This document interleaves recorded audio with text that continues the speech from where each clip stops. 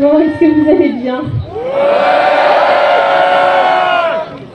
En vrai, j'ai même écrit mon introduction, enfin j'ai écrit que mon introduction en vrai. Et du coup je me disais que j'allais dire on est tous fatigués, mais en vrai vous n'avez pas l'air d'être fatigués. Donc je suis la seule quoi. Ok, donc je suis la seule à être fatiguée. C'est pas grave. Alors vous allez pas m'en vouloir. J'ai mis beaucoup de temps à préparer ce festival et du coup j'ai mis vraiment très peu de temps à préparer cette conférence. Donc...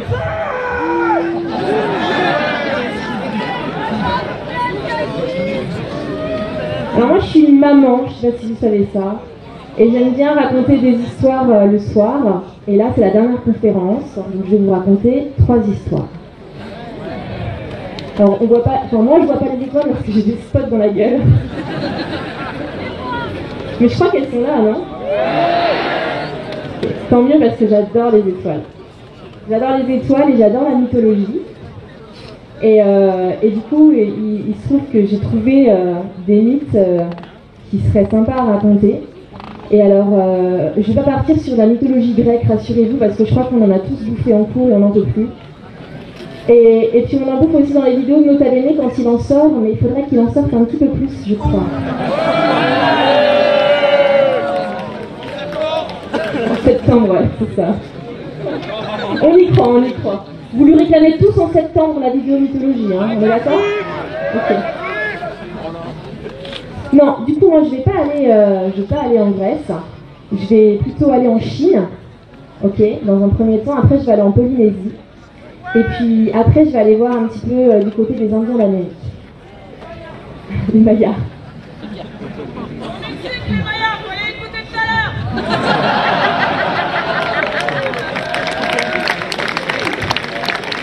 Vous êtes très assidus, donc même moi je savais pas ça.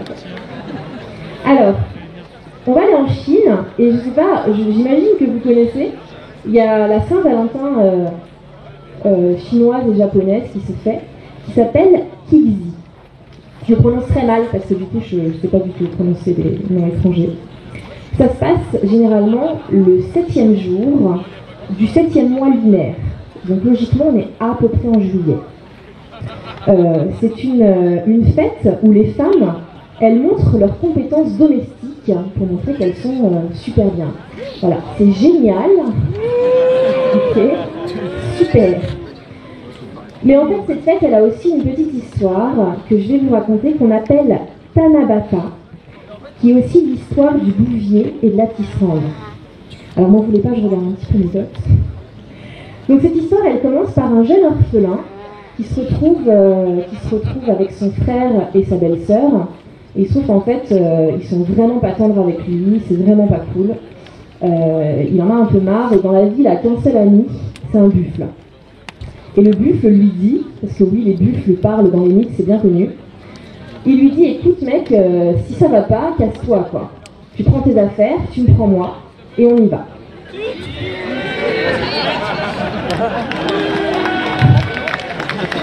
Ok. J'ai des images en tête que je vais retirer tout de suite. Donc du coup, il part avec son buffle dans la montagne, ok, et il trouve un lac tout en haut de la montagne.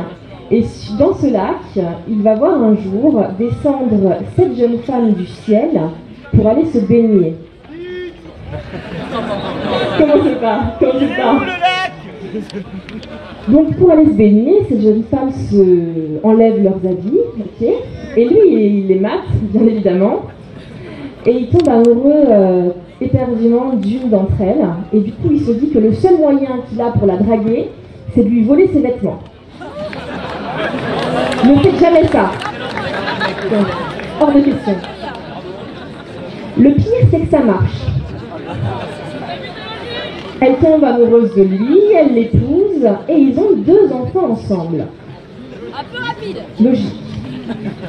Entre-temps, le buffle tombe malade, très malade, et il dit au bouvier, écoute, je vais mourir bientôt, ma peau, elle est magique, donc si tu la gardes, je pourrais réaliser un de tes souhaits.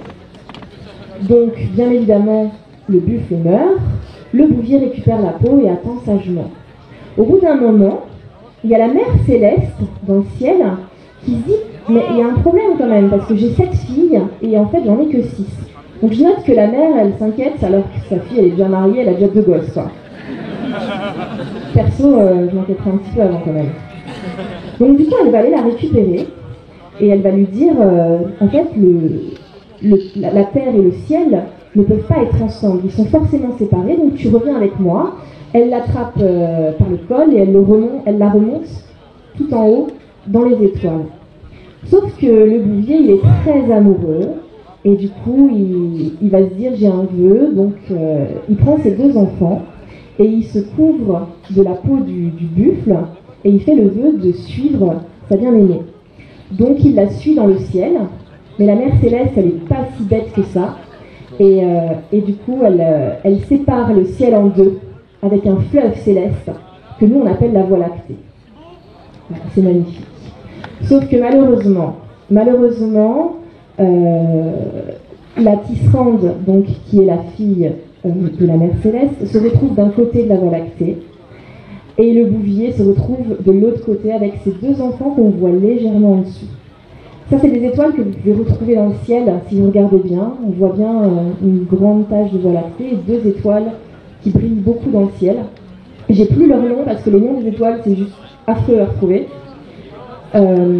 Et le truc c'est que ces 2 amants ils peuvent se retrouver qu'une seule fois par an et ça c'est grâce à des oiseaux qui forment un pont sur le fleuve céleste pour que les étoiles puissent se retrouver et être ensemble. Je trouve ça assez magnifique.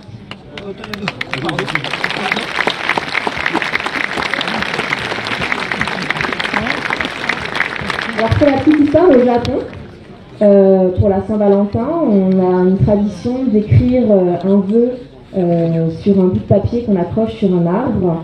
Et donc, en fait, ceux qui réalisent ce vœu, ce sont les étoiles qui s'appellent, alors là, pardonnez-moi encore pour mon accent, mais Ori-in et Ikoboshi.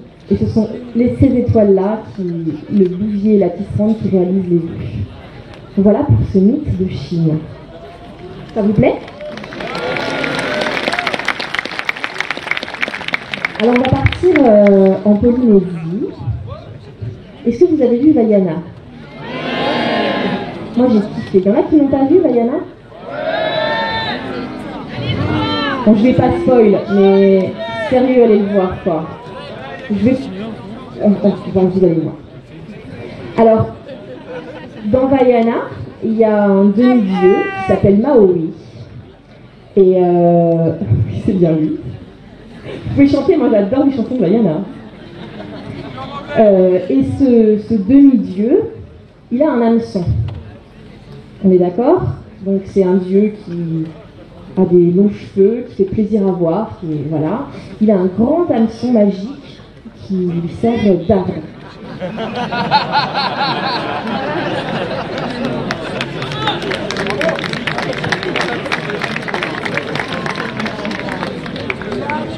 Ok, Maui il a fait plein de choses pour le peuple de Polynésie. Notamment, c'est lui qui a ramené le feu, qui leur a donné le feu. Donc c'est quand même assez important. Mais il a aussi pêché des îles avec son hameçon pour justement que les peuples puissent s'abriter, etc. Donc c'est quand même quelqu'un d'assez important. Mais moi, je me suis demandé d'où venait son hameçon. Je ne sais pas si vous vous êtes posé la question. Et l'histoire, elle est assez drôle. Donc je vais vous la raconter. Alors, un jour, Maui, il est dans sa famille. Et en fait, il voit des servantes qui n'arrêtent pas de passer avec des gros plateaux de bouffe remplis. Ils rentrent dans une tente. Et quand elles ressortent, il n'y a plus rien du tout. Mais genre, des dizaines de plateaux de bouffe par jour. Au bout d'un moment, il se dit, mais qu'est-ce qu'il y a dans cette tente, quoi? Donc il va voir sa mère et il lui dit, bah maman, explique-moi, je comprends pas. Alors là, elle lui explique qu'en fait, c'est sa grand-mère. Et sa grand-mère, quand elle a faim, il faut vraiment la nourrir. Ok? C'est dégueulasse.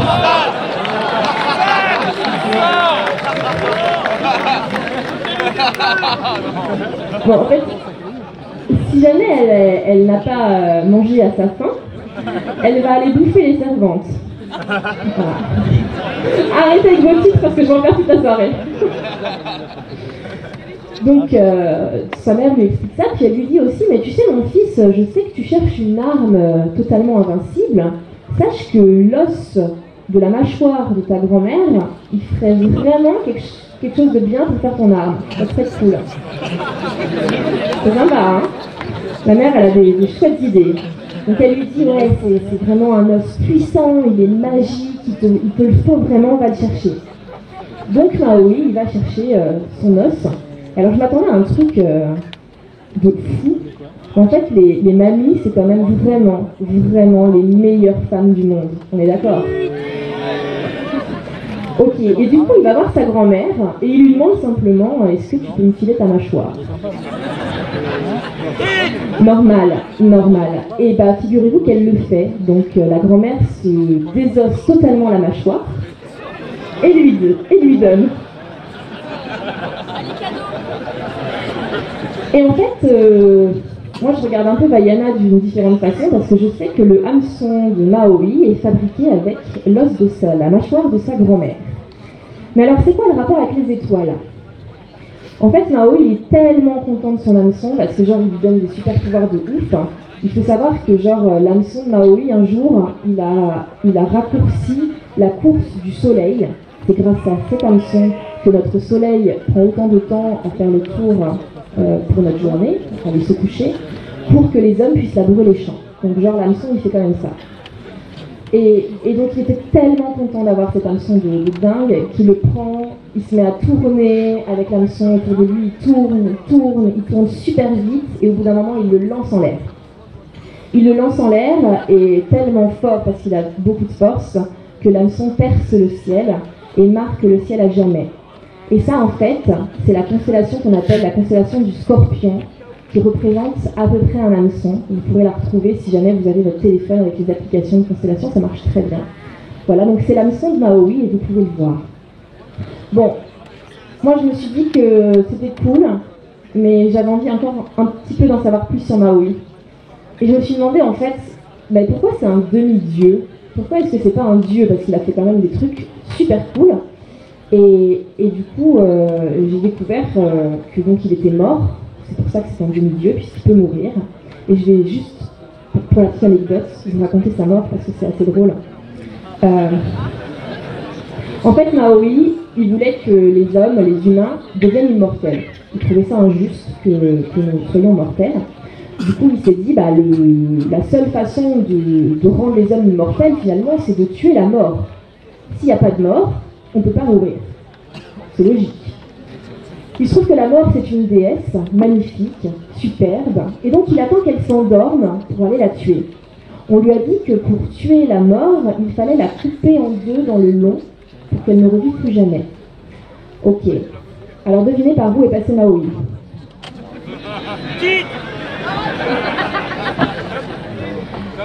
Donc Maui attend que la mort s'endorme. A priori, la mort s'est endormie les jambes écartées. Voilà. Du coup, vous visualisez maintenant. Maui prend son hameçon. Voilà.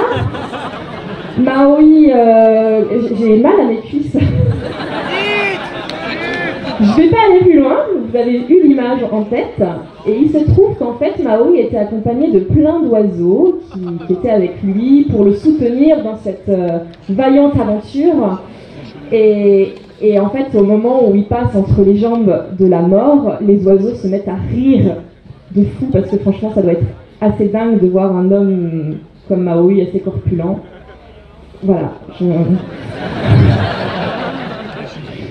Donc quand il rigole, les oiseaux, ça réveille la mort, qui doit se sentir un petit peu gênée dans cette position-là. Et donc son premier réflexe, c'est de serrer les cuisses très fort. Et là, elle explose Maui.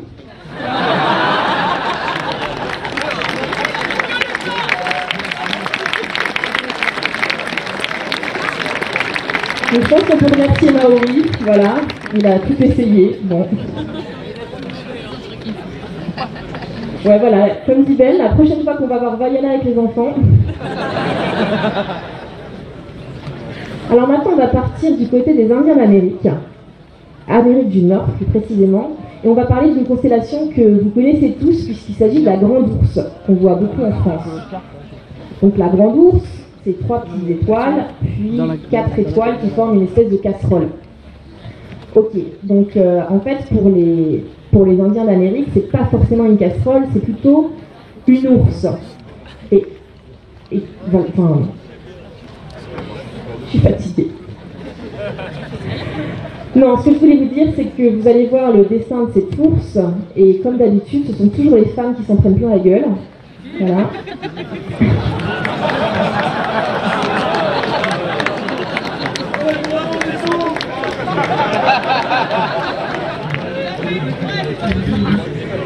Non, le pire c'est que je ne fais vraiment pas exprès. Voilà. Et donc, l'histoire de cette ours, je vais vous la raconter. On est dans une forêt assez reculée. Et dans cette forêt, quand le soleil tombe, les arbres ont le droit de bouger. Ils ont le droit de se déplacer, un peu comme dans le Seigneur des Anneaux. Si je dis pas de bêtises. Je suis pas très calée en film. Donc ils ont le droit de se déplacer, ils ont le droit de bouger, ils vont avec leurs potes arbres et ils commencent à discuter et à raconter tous les ragots de la forêt. Sauf qu'un soir, en pleine nuit, il y a une ours qui se perd dans cette forêt et qui commence à paniquer un petit peu parce qu'elle voit les arbres bouger. Elle les voit et en même temps c'est une nuit sans lune et c'est assez compliqué. Donc au bout d'un moment, elle panique et elle se cogne contre un arbre. Elle se cogne contre un arbre et son premier réflexe, en fait, c'est de flipper grave et de fuir le plus loin possible. Sauf que l'arbre, il est un petit peu susceptible et du coup, il se dit, attends, elle s'est même pas excusée, quoi. La politesse, elle est où? Ok. Donc du coup, elle se dit, bah, je vais le suivre parce que je veux vraiment je vais la suivre puisque je veux vraiment qu'elle s'excuse. Donc elle la suit, puis finalement l'ours court très vite, donc l'arbre se met également à aller très vite, et c'est une course effrénée qui dure toute la nuit dans la forêt sombre. Vous dites rien là? Et du coup, au bout d'un moment, le jour commence à se lever, voilà, l'arbre se dit mais il faut vraiment que je fasse quelque chose, donc dans un dernier élan de désespoir, il lance une branche sur l'ours et il arrive à l'attraper par la queue. Je ne pouvais pas faire autrement. Il la prend par la queue. Il tourne comme Maui avec son hameçon autour de lui très, très vite et il la lance dans le ciel pour la punir et elle reste dans le ciel. Ça, c'est la version mignonne de l'histoire. Ah bon, j'ai une version iroquoise qui est un peu plus sympa, on va dire ça comme ça, où en fait c'est pas des arbres qui attrapent l'ours, mais plutôt des chasseurs. Et ces chasseurs, qu'est-ce qu'ils font? Ils veulent bouffer l'ours. Donc du coup ils la mettent sur le dos, les 4 pattes en l'air. Du coup je vous attends maintenant, c'est cool.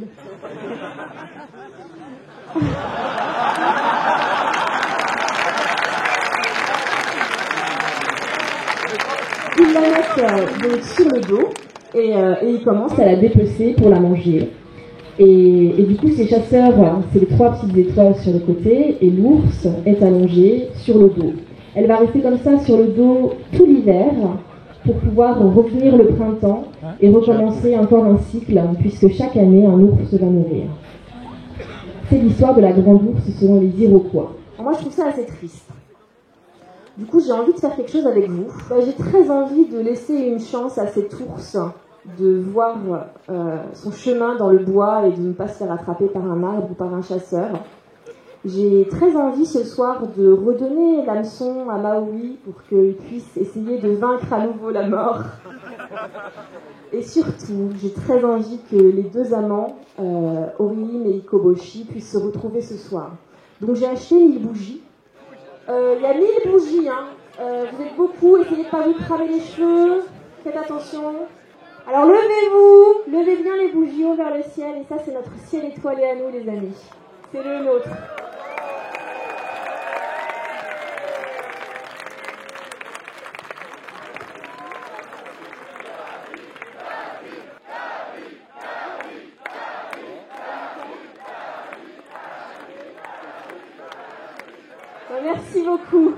Merci beaucoup à tous.